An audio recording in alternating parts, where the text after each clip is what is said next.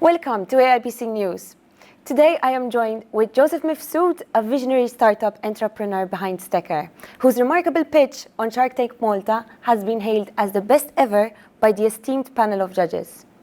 His AI-driven platform is set to revolutionize the inventory management landscape. So welcome, Joseph.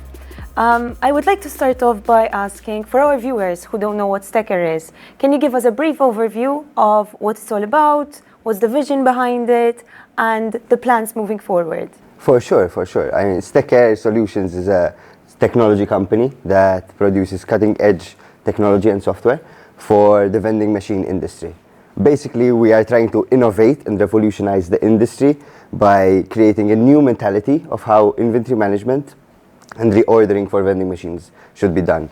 Currently, the system is very antiquated, and we're going to modernize that using the power of AI and ensure that the businesses achieve their maximum profitability and potential.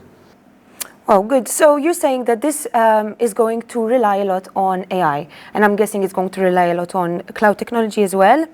Tell me a little bit, how will it leverage real-time sales and inventory monitoring at the same time while relying on artificial intelligence? Exactly. So with the power of AI, Stekair will be able to get all of the data of the real-time sales and inventory tracking of the machines and be able to predict what needs to be ordered, where this product needs to go, in which machines. It will be able to plan the route, ensuring that less fuel is being used, and these big companies have a responsibility to the co-emissions. So once you're reducing that using the route planning option, you're ensuring that these big companies are fulfilling that responsibility for this nation in reality and Europe in general, because co-emissions are a problem, and so is wasting money and wasting fuel. Exactly. So with Stekair, companies will be able to solve all of these issues at once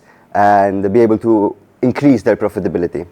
So you're saying it's going to sort of optimize the delivery process, it's going to improve customer satisfaction as well. Exactly. In which way will it improve customer satisfaction? So with the hardware that we'll be installing, we'll have a custom screen, a touch screen, and on this touch screen between orders, the company can decide to promote certain products, and eventually once certain vending machines are in offices, we'll be able to have a loyalty program.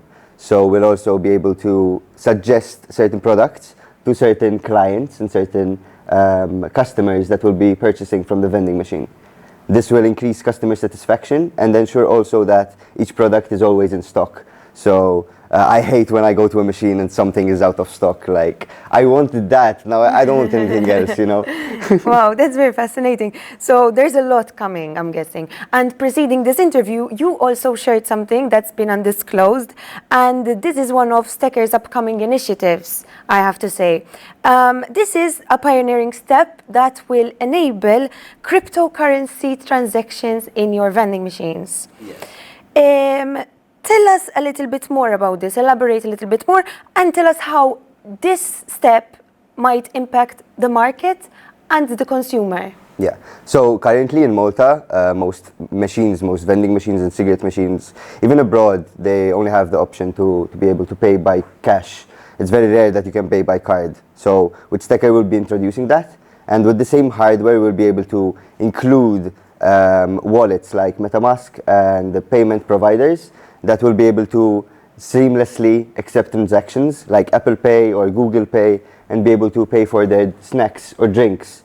In reality, this will be a very big hit with gaming companies, gaming offices, countries like Japan or in America where crypto is really growing, and it's something that we need to keep an eye out for and be ready for when it takes over, it inevitably. So the plan is to go offshore, seize new markets, and explore maybe further possibilities to open up? Yes, definitely. Currently, we're starting Malta as like an incubation period, and then we're going to scale to Europe and America and even Japan and Asia territories. That's quite fascinating. So you're seeing and you're looking into disrupting the traditional models, so to speak, right?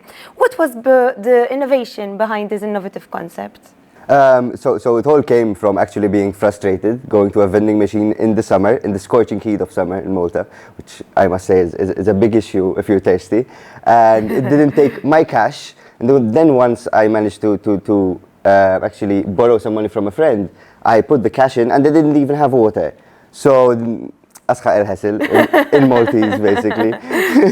For sure. So for me, I So you're like, realized, okay, I'm going to create my own yeah, vending exactly, machine. exactly. I realized there was an issue and businesses needed to fix this because they're losing sales, they're losing their track of inventory. And with the technology that we have today, it should be simple. Everyone should have this.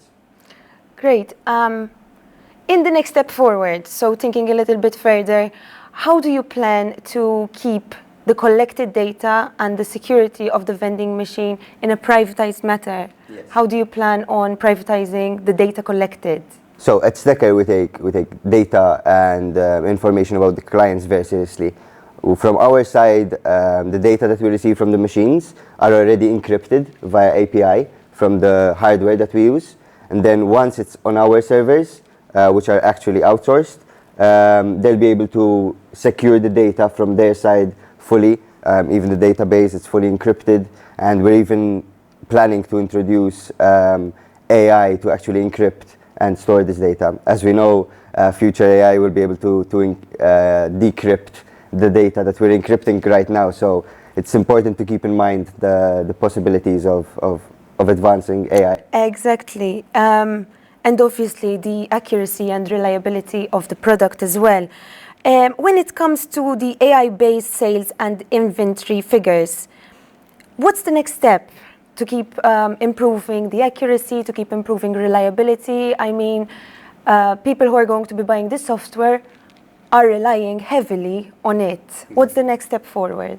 So the first step is to actually get the hardware for the clients. Once the clients have the hardware, we'll have the full accuracy because that gives us real-time data of the machine, so we'll always know what's being sold, what's being held in the machine, what needs to be reordered, what needs to be reshuffled, etc. The reality of it, the next step is to have the AI rather than predict, the owner will be able to give full control to the AI, and the AI will be able to order the drinks from the suppliers themselves. They'll be able to create route planning fully themselves and apply it to the specific vans and employees. They'll also be able to fully run the business and just send reports to the managers at the end of the week or at the end of the month, given on the rules that we create for the specific businesses. And basically it's just a hands-off business. That's the next step with the AI that we're producing. No one needed to move. Except for the actual employees. Yeah, the delivery people. Exactly. In closing for this interview, I would like to turn my attention to all the aspiring startups who are eagerly looking to seize an opportunity like yours, and maybe who are looking to submitting their applications for our AIBC Global Startup Pitch competitions. Joseph, as a successful startup entrepreneur, you have sort of easily navigated the competitive landscape, so to say, and you've impressed renowned investors as well. Can you give us a little bit of advice for the aspiring startups, and what would you share with them if they're looking to embark on this new journey themselves as well? I mean, I think it really comes down to 3 points, 3 core values.